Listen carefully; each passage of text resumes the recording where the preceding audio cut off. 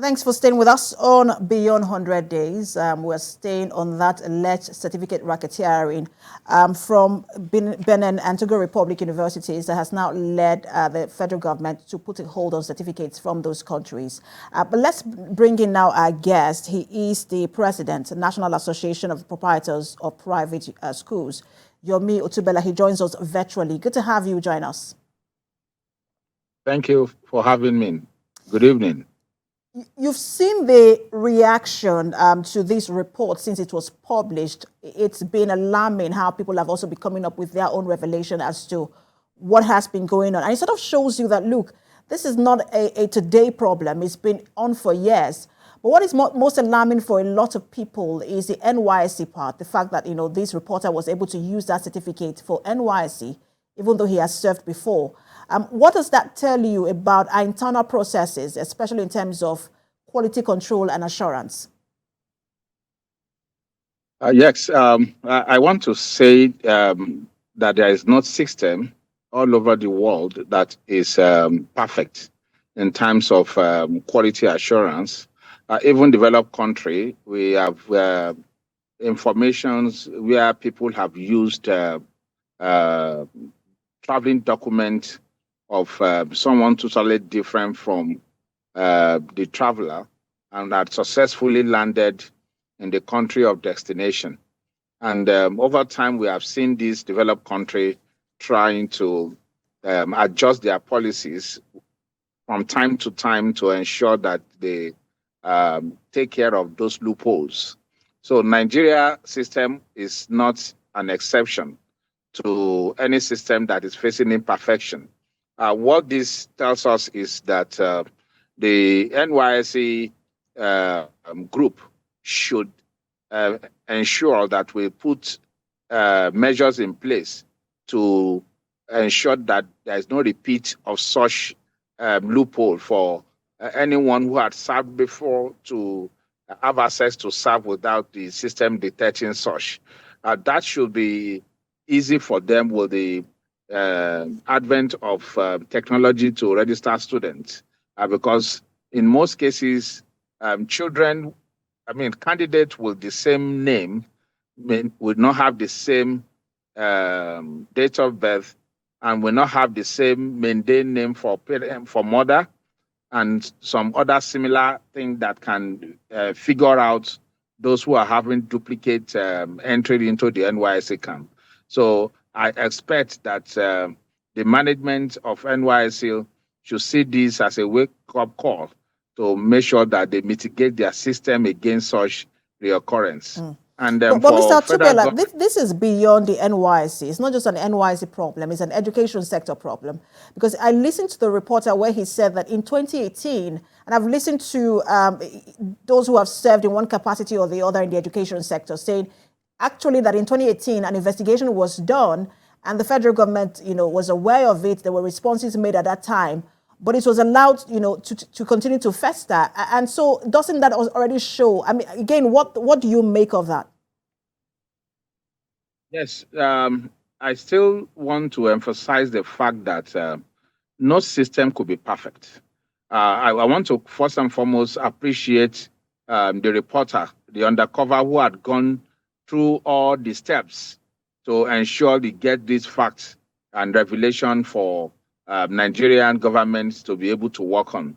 I've read the report where the Malam Adamu, the then Minister for Education, had taken some steps by setting up committee to investigate this certificate racketeering. And to some extent, some culprits universities were discovered and they were banned from having access to clearance from Nigerian system. We also need not to stop about just announcing this discovery. We also need to dig deeper to see those who are culpable in different sectors who must have colluded with those who are in this racketeering to ensure that they face the wrath of the law.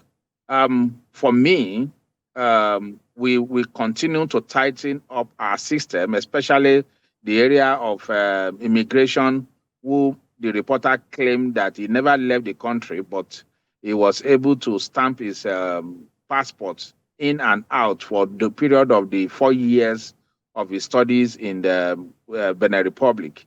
So it has nothing to do, it's not limited to NYC. I agree with you. It goes around most of our systems. Immigrations are mentioned here. They are alleged to have been part of it.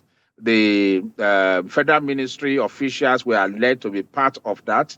The NYC also were alleged to have not tightened up their system, which had allowed the candidate to register and have access to the NYC services camp, having served initially in the past.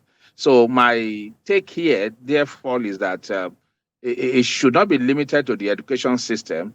This is an eye-opener that most of our database are exposed to breach, and all those who are concerned should come to table with the hope of tightening these systems and ensuring that it is not easy for people to break those protocols.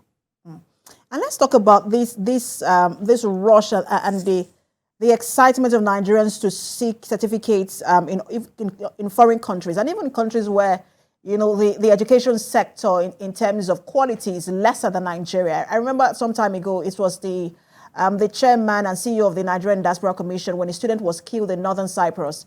She talked about how certificates from that country, in some universities are not recognized. Also talked about the country itself.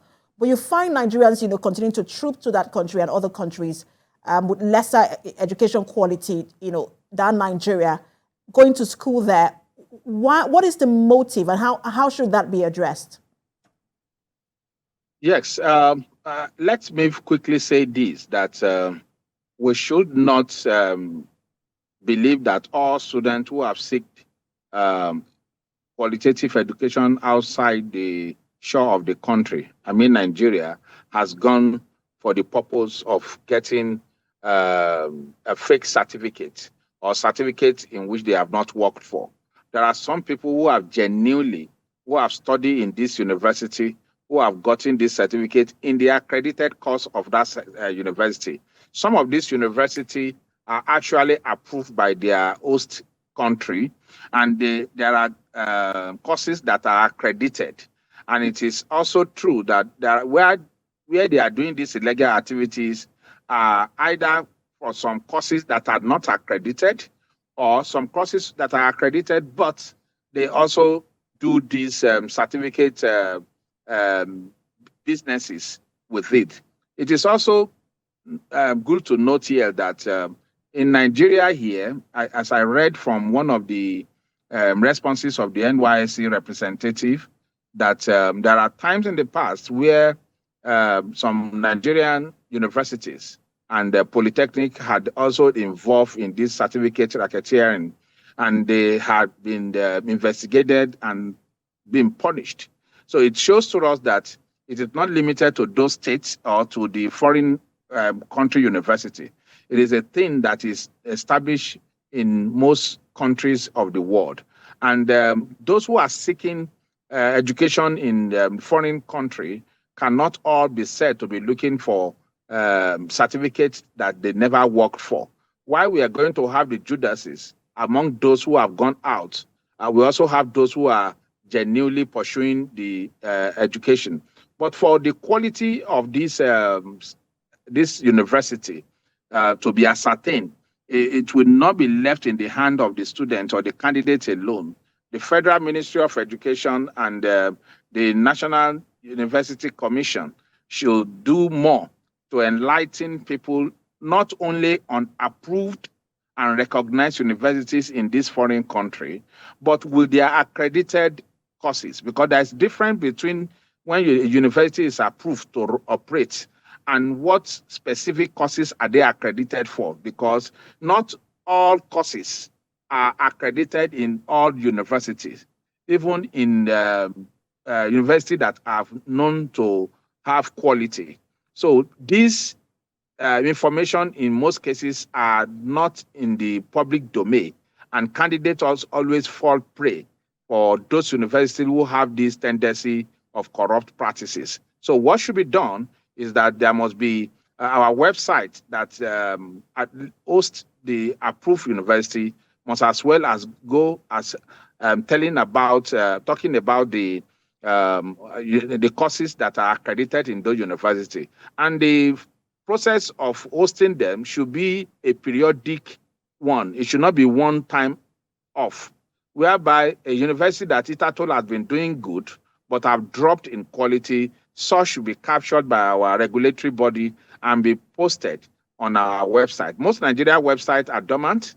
The information posted there are often stay there and they are stalemate. So it is a call to service to all government parastatal, even as private, to ensure that in the digital era, our websites are up to date and information are developed on daily basis. Mr. Tubelek, it was quite, shocking as I read responses to this report that, that people can sit in the corners of their office at homes and receive certificates in less than 2 months. And we're not just talking about, BSc or masters, even as much as a PhD, which is supposed to be the highest level of learning. People can sit, and it's not honorary. It's the actual PhD certificate that you receive without even having to attend classes for one day. How far down the chain do you think that the investigation should go, and what should be the consequences for these actions? Of course, forgery has consequences in our law and all other countries' law. I think the provision for anyone that engage in any act of forgery should be subjected to face the law to defend themselves, and where they are found guilty, the provision of the law should be applied to those who are found guilty. I also want to say here that it is condemnable, it is unacceptable for people to begin to look for certificates at all means. And in also solving this problem, we should also de-emphasize certification in our process of human resources. There is a need for government to increase the recognition given to those who have gone for skill acquisition. And in those days, there is what we call trade text, where a person had gone for a given skill acquisition, says medicine, plumbing, mechanical, and the rest. There are agencies within the government circle that are given the statutory role to accredit and certify these people. And when they eventually seek for job, either within the government circle in particular and or the private, the dichotomy between those who have come with certification and those who have acquired this skill through technical school or through mentorship should not be too wide, so much that those who have acquired skill could not meet up with ends meet, and this will not become a rush for getting certification so that they can get job that can meet up their ends meet. So government should also do that as a means of discouraging people to rush for certification in all cases. In developed country, I have been in Ukraine in the past, and I have been in some other developed country where those who have gone through mentorship to acquire certain skill are encouraged to earn living wages that can take care of the family, and that can discourage them even when they are not ready to, either they are lazy or they are intelligent, then they cannot go through the rigorous of academic. They can still settle with the skill and earn a better life. I also want to add here that it is also the role of government to ensure that there are sufficient provision of social amenities that can make individual meet up with ends meet. Provision of affordable health services, provision of standard and modern schools, so that not everyone will need to spend money or spend fortune in sending their children to university, sending their children to schools, including university, that they cannot afford. And with this, people can still attain the highest level of education without any malpractices or trying to beat the system. But whosoever is caught, that must be condemned. They must be meant to face the law, and the law must take its course. And I guess it's also very important to say, look, we also have to de-emphasize the importance of foreign certificates, because it looks like Nigerians will say, look, people with foreign certificates get jobs faster than those who have schooled here. I guess that's also part of the conversation. Thank you so much for talking to us. Always a pleasure. President, National Association of Proprietors of Private Schools, Yomi Otubela. Thank you.